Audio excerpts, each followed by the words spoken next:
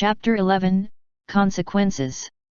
Alien attack near Hong Kong thwarted by unidentified military organization. Witnesses report highly organized and heavily armed soldiers battling invaders, all trace of soldiers gone when Chinese military arrived on scene. Amateur photos of remote weapon platforms and armed VTOL aircraft with stealth characteristics fuel speculation of American involvement with unidentified military organization countering aliens. White House denies allegations. Helfin Sie. The words rasped through the radio like those of a mournful ghost, and while he couldn't speak for the rest of Strike 1, Matt thought it was creepy as hell. Command, Strike 1. We've got chatter on the channels, please advise, Captain Donnelly quickly reported as he took cover near an overturned van and signaled for the rest of the team to do so. My German's a little rusty, but I think someone is saying, help me. Copy that, Strike 1. Infiltration of GSG communications networks puts the source of the transmissions inside a nearby warehouse, about 20 meters north of your current position, Commander Bradford's voice replied after a long moment. If whoever is on the other end of that transmission survived the helicopter crash, then they may have valuable intel. Matt could see Donnelly's helmet nod. Strike 1 copies. We're splitting into fire teams.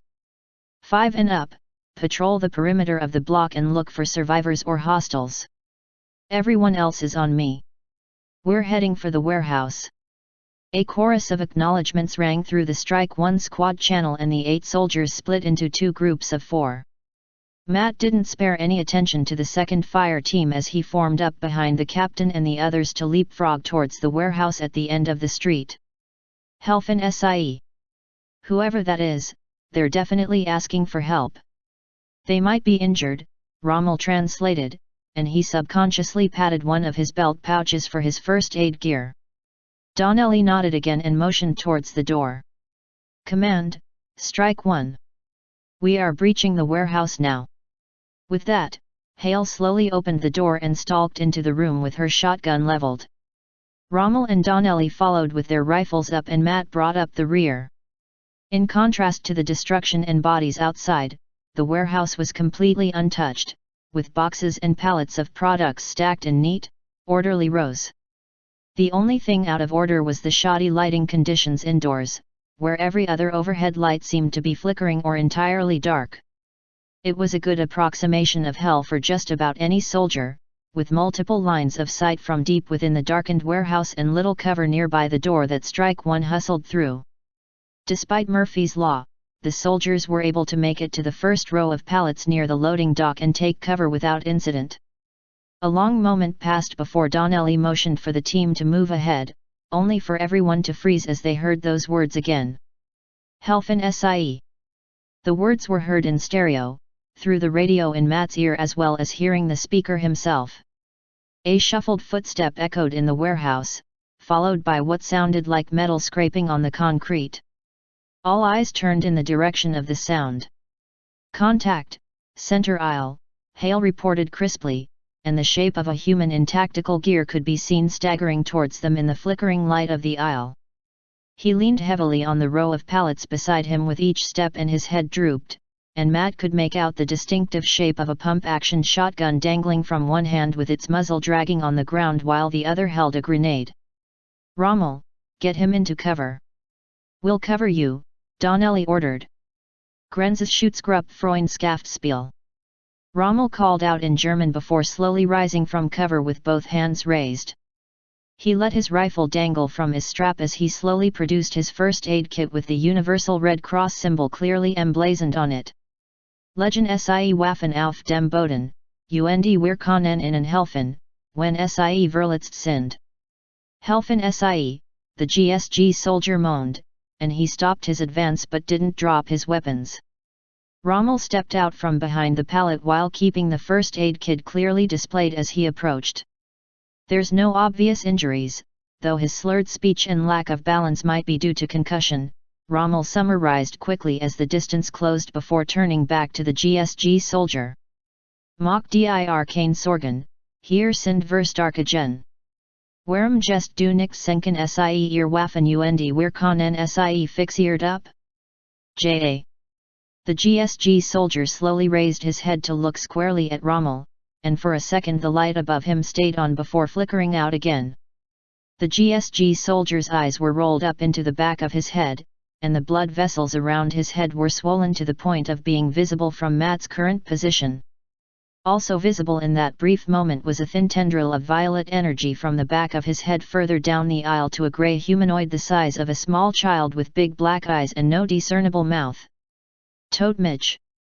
The GSG soldier screamed as his shotgun jerked upward and fired into Rommel's chest, and everything happened at once. Drop it! Drop your weapon! Hale screamed as she rose from cover and leveled her shotgun at the GSG soldier. Command, Strike 1.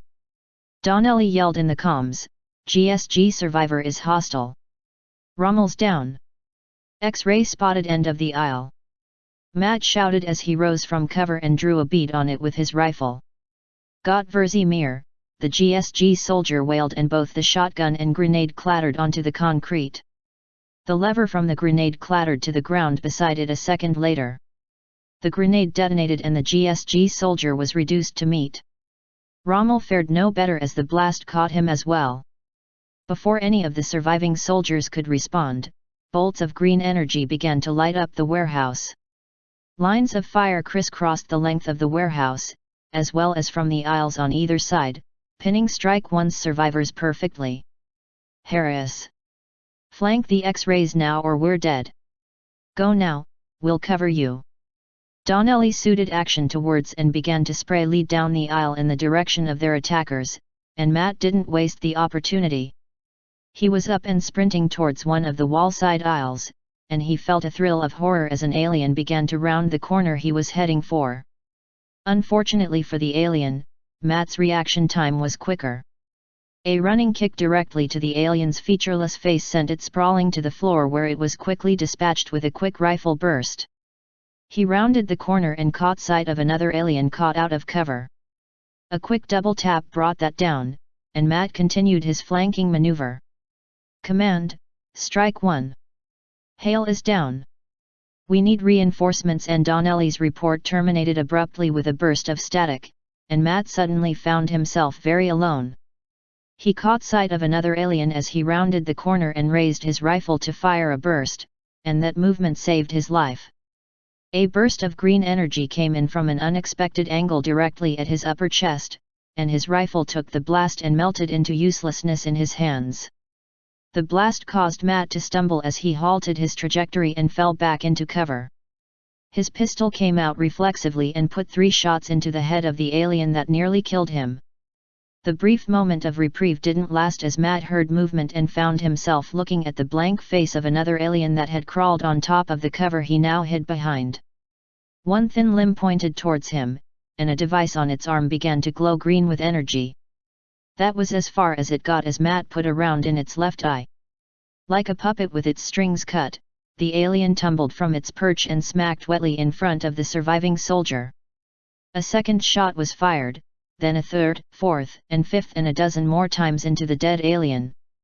The only sound that rivaled the volume of those shots was Matt's screaming as he tried to scramble away while keeping his sidearm on target. The gun clicked dry and Matt thumbed the magazine release, and his shaky hands fumbled with a new magazine. He heard the shouts of the remaining members of Strike 1 storming into the building. Jesus! Command, Strike 1-5. Captain Donnelly, Sergeant Rommel, and Corporal Hale Archaea. Fan out and look for Harris. Harris, you in here? I'm here, Matt tried to say, but his voice was dry and weak. I'm here. Asterisk. 8:05, April 19, 2015, Medical. I'm here, Matt mumbled as he tried to rise, but he found his entire body too weak to comply. He attempted to sit up, but a stabbing pain in his chest and side stopped him and he fell back into bed. Wait, bed? Slowly Matt cracked his eyes open and was rewarded by a splitting headache from the white walls he now recognized as the patient's rest area of XCOM's medical wing. After several slow blinks, the pain in the back of his head reduced to something he could ignore before opening his eyes again and looking around. The bed Matt now occupied was at the far end of the room, and a small knot of soldiers gathered around one of the beds near the entrance. He recognized Anderson, Potter, and Henderson sitting around the bed, and an unhealthy-looking Dryzemski lay in the bed with an oxygen mask covering his mouth and nose. As the others' backs were turned towards him, it was Dryzemski who first noticed Matt stirring and raised one shaky hand to point in his direction. "Well, well, rise and shine, Buttercup!" Henderson shouted from across the room and rose. Anderson and Potter stood up to follow Henderson over to Matt, the latter falling behind on a pair of crutches. Henderson stopped at the foot of Matt's bed and crossed his arms in an attempt to mimic Bradford. "Playing the hero will get you killed, and XCOM doesn't need heroes." Matt chuckled at the imitation, and immediately regretted it as his chest immediately flared up again. He did manage a smile at Henderson and the other two soldiers, though he arched an eyebrow as he caught sight of Potter's leg cast. "What happened to you?" Matt asked as he raked his memories for when the sniper might have been hurt. "Drop-kicked a chrysalid," Potter said with a shrug, as though that explained everything. "Bullshit. You tripped and fell down the last flight of steps on the fire escape," Henderson corrected. "I had to drag you and your broken leg back to the Skyranger." Potter's response was a crude hand gesture and a grin. "You doing all right over there, D?" Matt asked as loud as he could, and the heavy weapons specialist gave a weak thumbs up and a nod. "Don't want Dryzemski to feel left out. Come to think of it, why the hell did they put me all the way over here? I'm assuming since we're back, the mission was successful." All three soldiers nodded, and Henderson spoke again. "That's correct. Delivered the civvy and the crap he was carrying to Bradford the moment we landed." He opened his mouth to continue but quickly aborted the sentence with an uneasy expression. "Is that it?" Anderson said as he made his way over to the desk beside Matt. Sitting on the desk was a small glass jar, with a warped piece of metal sitting in it. "Scuttlebutt says they actually pulled this out of your back armor plates. It cut your chest armor and you like butter. A centimeter higher or lower and it might have ricocheted around your ribcage and torn you up pretty bad. Damn lucky. If you hadn't done it, I'd be dead. Jenkins, Dryzemski, and the civilian, too."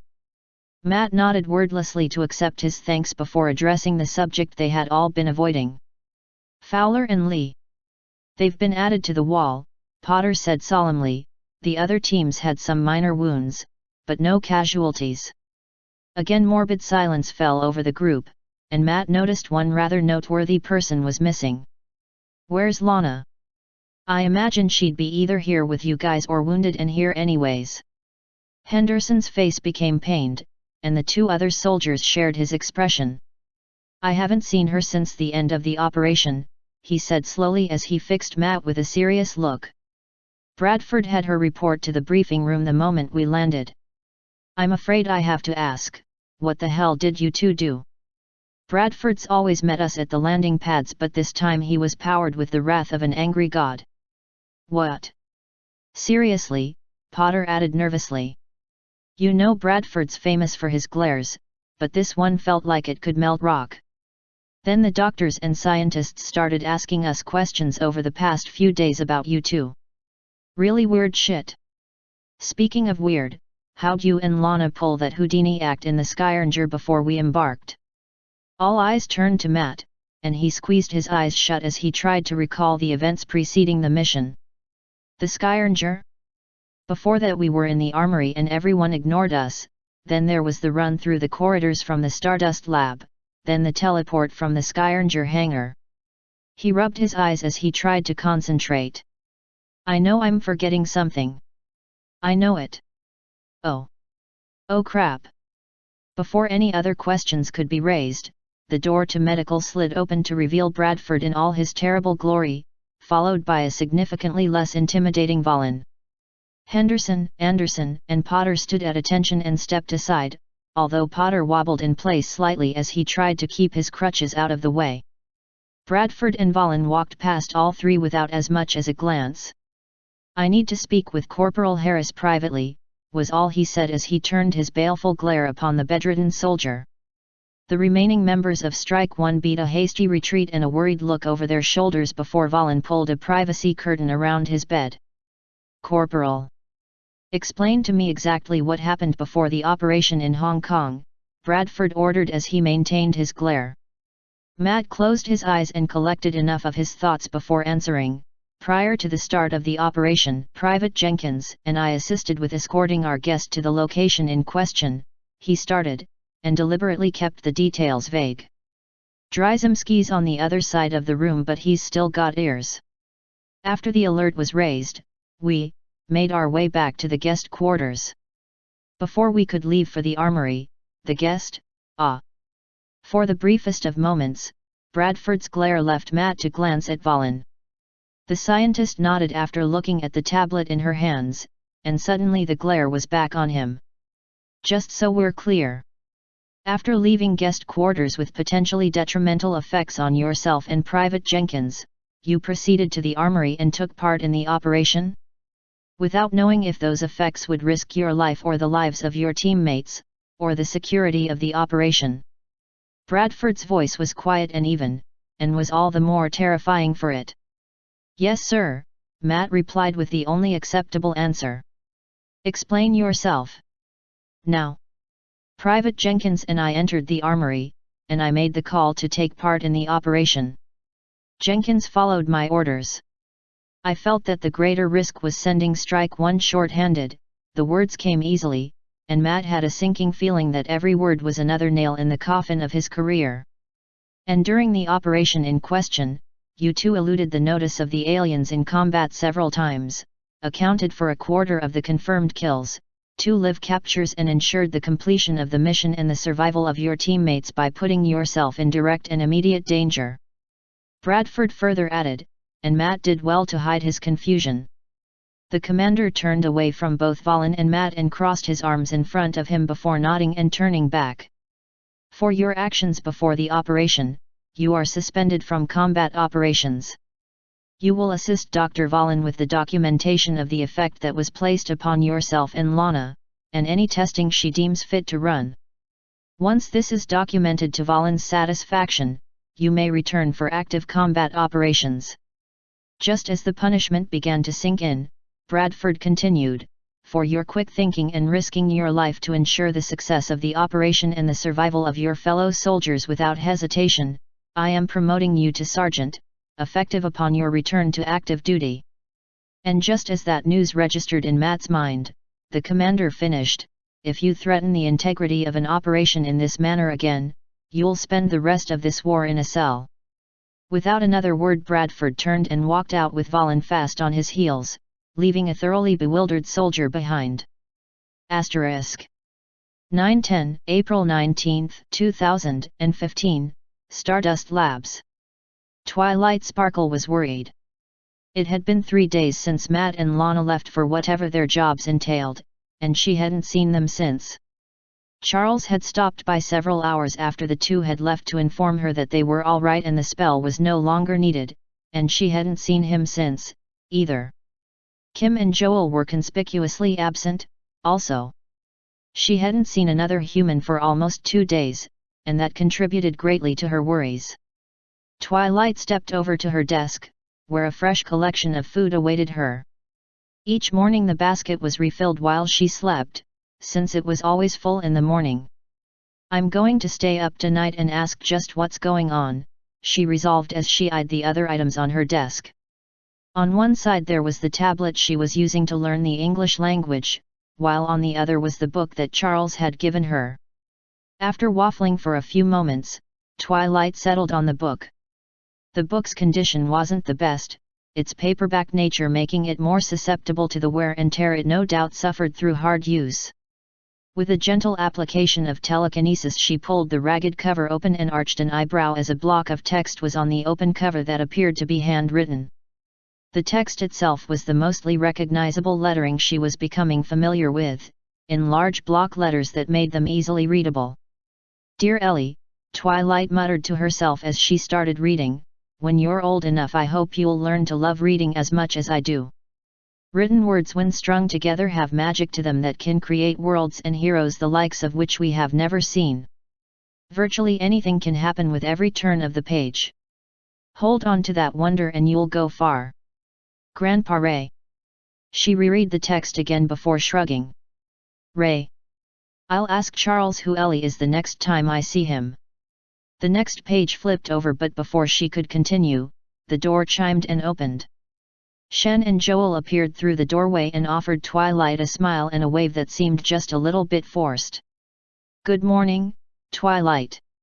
I'm sorry to have taken so long to get back to you, Charles apologized as he took a seat at the table. Joel took the seat beside him and looked equally apologetic as Twilight left the book back at her desk and headed towards her seat at the table. Things have been rather hectic lately. How have you been since we last spoke? Well, Twilight started, but hesitation prevented her from immediately gushing about what was on her mind. Matt and Lana haven't stopped by. No one has stopped by at all. What's going on? I actually have some news regarding that. Matt and Lana are both safe, but the mission did not go as planned. Lana's helping answer the questions that the mission brought up, and Matt is currently recovering in medical. What? Matt got hurt? Did the spell not work? Twilight interrupted. I was certain I got it right. The power feed was constant and uninterrupted. The spell activation didn't seem to have any of the adverse effects that are normally seen when a spell fails. What happened? Please, what happened? Charles looked over to Joel for a long moment before replying, Matt's fine, he just got hurt helping one of his friends during the mission. He's recovering well now, and should be along to visit within the next few days. We were actually hoping to ask you about the spell you cast. Can you talk about it? Certainly, Twilight agreed after breathing a sigh of relief. It's a spell I created myself after witnessing an artifact that produced a similar result. Pinkie Pie thought I should name it the Background Pony spell, but I personally like Wallflower myself. It's designed to make something appear unimportant. And a pony who views something that's under the effects of the spell will not see it as anything important, and they will not remember seeing it either if they recall the time that they saw it. What? Was it something I said? As Twilight continued her explanation, Charles gave Joel a pointed look, who was busy writing down everything he could. When her explanation ended, Twilight could see Charles swallow before speaking. That's rather interesting, Twilight. You mentioned there was something where you're from that produces this effect naturally. Yep. It was, Twilight brought a hoof to her face. I think the artifact might have affected my memory of it. I remember it was blue, but for my life I can't remember anything else about it. Oh, that's going to bug me. Anyway. The artifact's owner called it a perception filter, and it was designed to make it unnoticeable. It actually sounded like the exact opposite of another spell I have, and I thought it would be an interesting challenge to make a spell that mimics the effects of the perception filter. Oh? There's a spell that does the opposite. Yes. It's called the Want It, Need It spell. Twilight's explanation started out eager but wilted as the name of the spell came up. Oh Celestia, why did I bring that up? Please don't ask about it, please don't ask about it, please don't. And what does that one do? Twilight had to suppress an embarrassed groan. It makes its target more noticeable and desirable to any pony who views it. See, can we not talk about it, please? Charles and Joel shared another look at that, before looking back to Twilight silently. Okay, fine. I may have used it once when I was desperate to solve a problem to write about for Princess Celestia. I mentioned that I write to her once a week explaining what I had learned and the problems that I solved. I couldn't find a problem before the deadline, so I decided to make a problem. It was stupid of me, and I haven't used the spell since. Now can we please talk about something else? Joel was still scribbling away as he took his notes, so Charles took the hint. You mentioned an artifact? Are those very common in your home? Artifacts, I mean. Well, yes and no, Twilight started, and she couldn't help but smile as the subject turned to something she was not only comfortable discussing but was well versed in. I've studied quite a few magical items, and I've come across several as well. The elements of harmony are the ones I'm most familiar with. Asterisk. 9:15, April 19, 2015, Stardust Labs. And now they're talking about magical items from where Twilight's from, Lana translated before looking to the others in observation. Kim was by far the least intimidating presence as she sat at one of the monitoring stations to record not only Twilight's conversation but Lana's translation as well. Valen was beside her and taking her own notes as she observed. The most oppressive presence in the room was Bradford, who was glaring through the one-way mirror with enough intensity that Lana half expected a hole to start melting in the glass itself. A long moment of silence passed between the occupants of observation before Bradford spoke up. I expect a report within a week. Moira, I'm assigning you Jenkins full-time to assist with testing. Harris will join you as soon as medical clears him.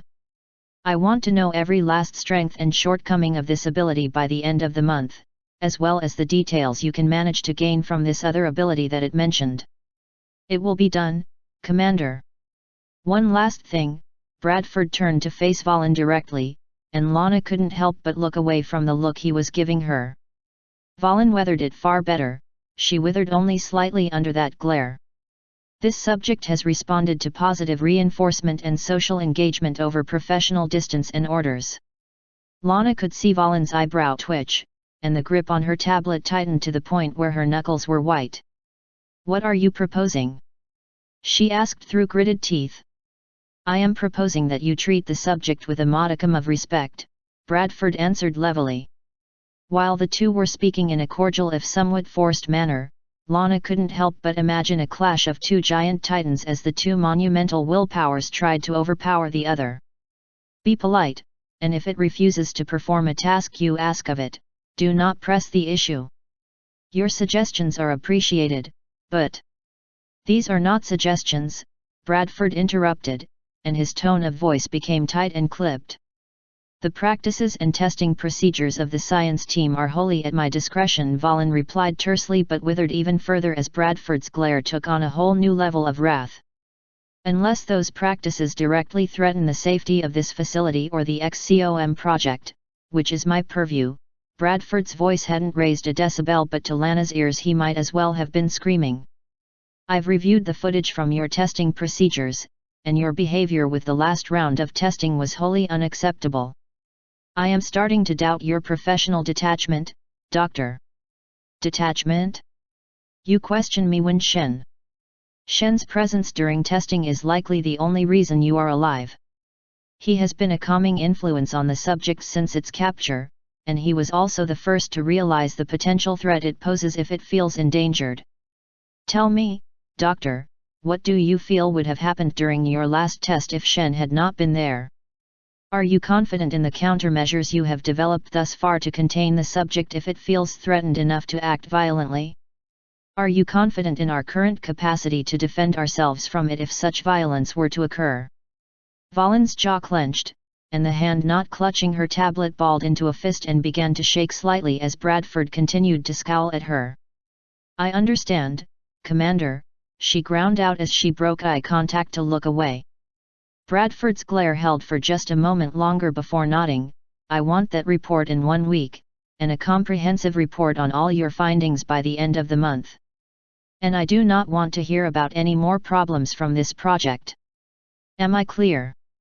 For a brief moment, that glare fell upon Lana and she had to resist the impulse to suck in a breath through her teeth.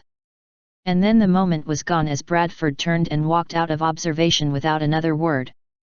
Valen continued to tremble with restrained anger before stalking out of observation as well. The moment the door slid shut, Lana heard a gasp, and turned to see that Kim was as white as a sheet. Dear God, that was painful just to be around.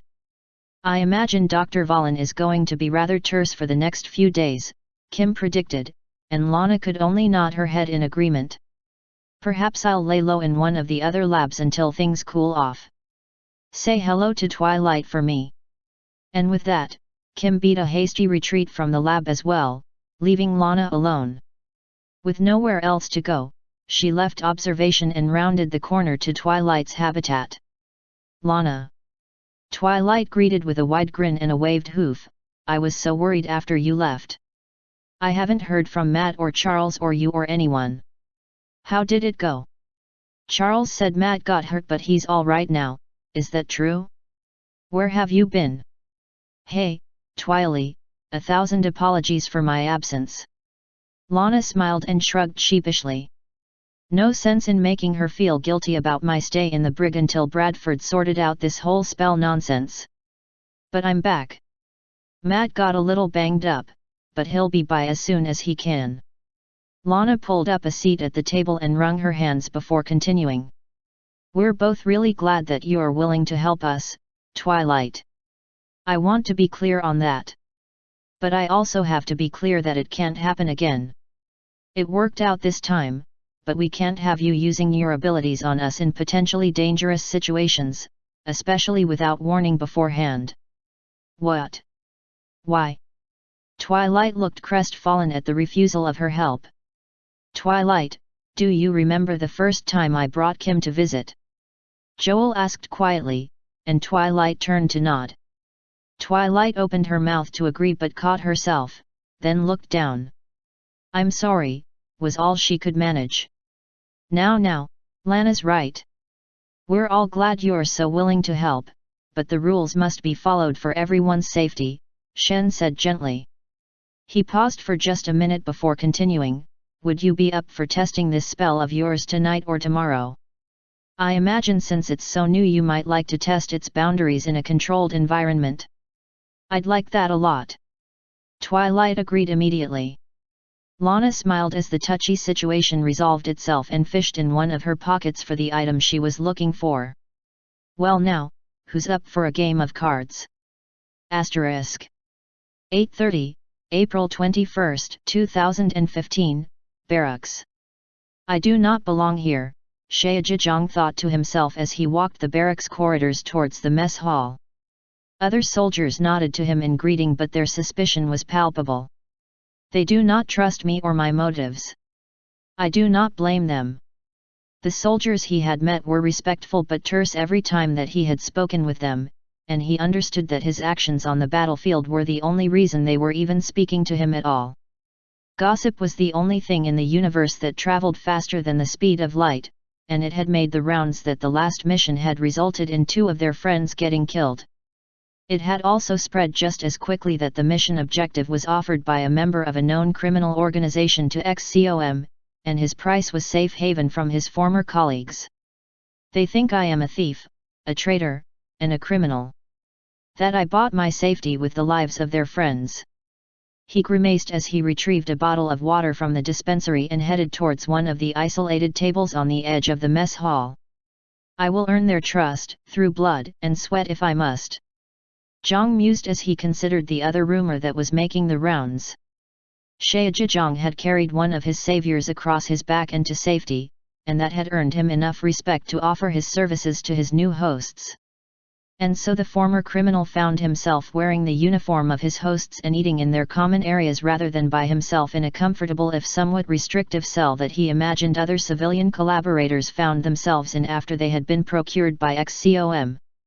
He had sworn off all ties to his former life and gone through a significant amount of medical and skills testing before they had accepted his offer, and now the hardest part was upon him. "Oi, loner!" A female voice interrupted Zhang's musings, and he turned to see one of the few soldiers who had accepted his presence more easily than any of the others. "You shouldn't go sit by yourself. It's damn depressing." "Good morning, Miss Jenkins. I think it's wise that I introduce myself slowly due to the unusual method of my recruitment." Zhang smiled pleasantly as Lana Jenkins slid into the seat in front of him. A second soldier followed behind her, this one in a wheelchair. "Ah, is this another of your friends?" "Friend might be stretching it," the newcomer said flatly and was rewarded with a wadded-up napkin to the face. He snatched the napkin before it tumbled out of his reach but held off on his retaliation until he could introduce himself. "Matt Harris. You might not recognize me, but we actually met during your recruitment. I must say I tip my hat to you for what you did. The hand not holding the napkin reached forward in an offered handshake. Zhang introduced himself in return and gave Matt's hand a quick shake before replying. I was merely doing what I could at the time, he accepted Matt's compliments humbly. And I must admit that I do not recall seeing you specifically during the fighting. Those full-face helmets cover your facial features, but I've always been a good judge of height and body type even through armor. Were you one of the snipers? No, the reason you don't remember him is because he wasn't there, Lana interrupted, and she waved her hand ominously through the air. Naturally, the moment her attention was diverted, the napkin came hurtling towards her head, which she unsuccessfully dodged.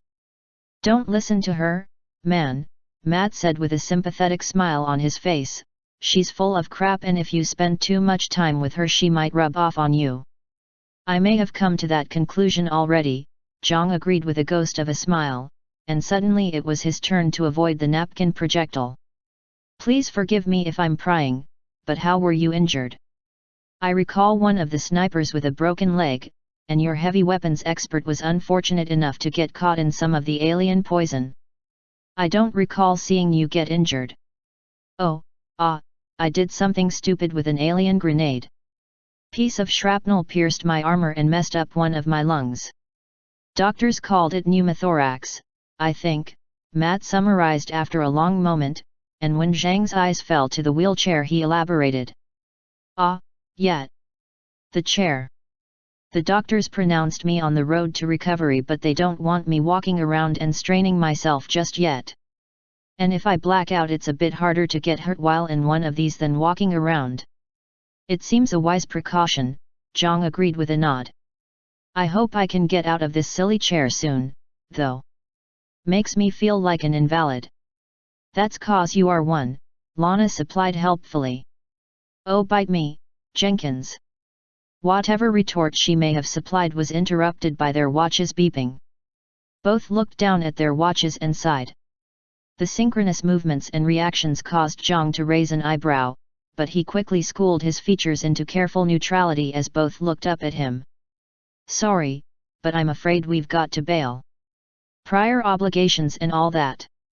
Helping the scientists run some tests. Jenkins said with an apologetic smile. We won't be around for the rest of the day. Good luck. With that, the unlikely pair walked and wheeled out of the mess hall and leaving Zhang to his own thoughts. Acting on impulse, he flagged down a soldier walking by, another that he recognized from the mission he had taken part in. Excuse me, do you know anything about what they are taking part in? Zhang asked the soldier, Anderson if memory served him well, as he indicated to Jenkins and Harris as they left. Oh, those two. They volunteered for some special assignment about 2 weeks ago. Just about all their free time they spend working on whatever it is they're volunteering for. Is that so? Zhang asked rhetorically as he again considered what would be necessary to earn the respect of his peers at XCOM.